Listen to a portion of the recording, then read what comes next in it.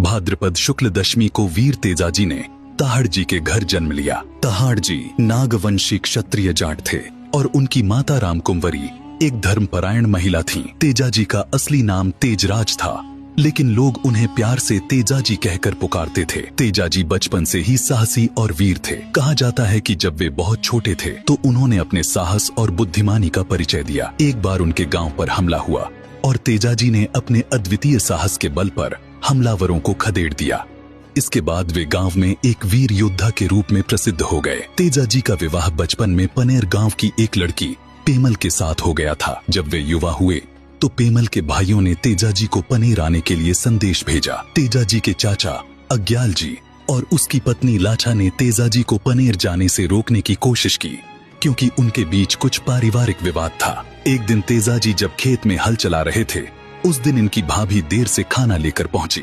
इस पर तेजाजी ने कहा, इतनी देर कहाँ हो गई? तब भाभी बोली कि तुम्हारी पत्नी तो पीहर में बैठी मौज कर रही है और मैं यहाँ काम के मारे पिसती जा रही हूँ। तेजाजी को यह बहुत बुरा लगा। अपने ससुराल का पता पूछकर बिना भोजन किए ही घोड़ी पर सवार होकर ससुराल की ओर रवाना हो गए। जब तेजाजी ससुराल पहुँचे तो इनकी सास गायों से दूध निकाल रही थी। तेजाजी के घोड़े लीलन के खुर की आवाज सुनकर दूध देती गाय बिदक गई। इस पर सासू बोली कि नाग रो जाती ओड़ो कौन है, जनी गाया ने भिड़का दी। तेजाजी ने जब यह सुना तो यह बहुत बुरा लगा। वे तत्काल वहां से लौट गए। जब ससुराल वालों को पता चला तो तेजाजी को रोकने की बहुत कोशिश की, मगर पर वे नहीं माने। पत्नी ने बमुश्किल एक रात रुकने के लिए राजी किया, लेकिन तेजाजी ने कहा वे ससुराल में नहीं ठहरेंगे।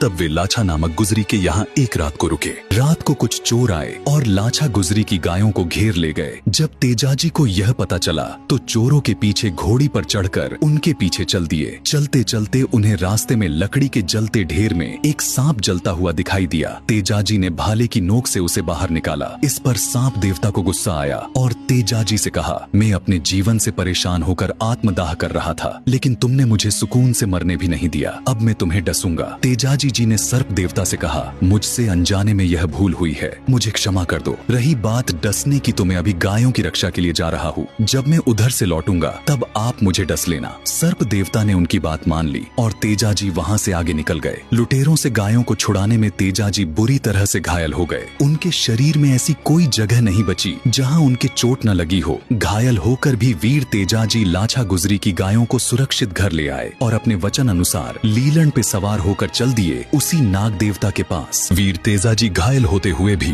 अपने वचन का पालन करने के लिए अपनी घोड़ी लीलन पर सवार होकर नाग देवता के पास चल दिए। जब वे नाग देवता के पास पहुँचे तो उन्होंने कहा, मैं अपने दिए गए वचन के अनुसार आ गया हूँ, अब आप मुझे डस सकते हैं। नाग देवता ने जब वीर तेजाजी को लहूलुहान हालत में देखा तो उन्होंने उन्हें डसने से मना कर दिया और कहा, तुम पहले से ही गंभीर रूप से घायल हो, मैं तुम्हें कैसे डंक मार सकता हूँ। तेजाजी ने अपनी जीभ बाहर निकालते हुए कहा, मेरी जीभ पर कोई चोट नहीं है, आप मुझे जीभ में काट सकते हैं। यह देखकर नाग देवता की आंखों में आंसू आ गए। उन्होंने कहा, धन्य है वह माँ जिसने ऐसे वीर और साहसी योद्धा को जन्म दिया जो अपने वचन से कभी पीछे नहीं हटता। मैं तुम्हें वरदान देता हूँ कि आज के बाद तुम नागों के देवता के रूप में पूजे जाओगे। यदि किसी व्यक्ति को सांप काटेगा तो वह तुम्हारे नाम का धागा बांधने से ठीक हो जाएगा। इतना कहकर नाग देवता तेजाजी के भाले से लपटते हुए ऊपर चढ़ गए और तेजाजी की जीभ में काट लिया। इसके बाद नाग देवता आसमान में अदृश्य हो गए। अंतिम पलों में तेजाजी ने अपनी घोड़ी लीलन से प्यार से कुछ बातें की और कहा, तुम घर जाकर माँ को बता देना कि तेजा अब नहीं रहा। इतना कहकर वीर तेजाजी ने वहीं दम तोड़ दिया। अकेली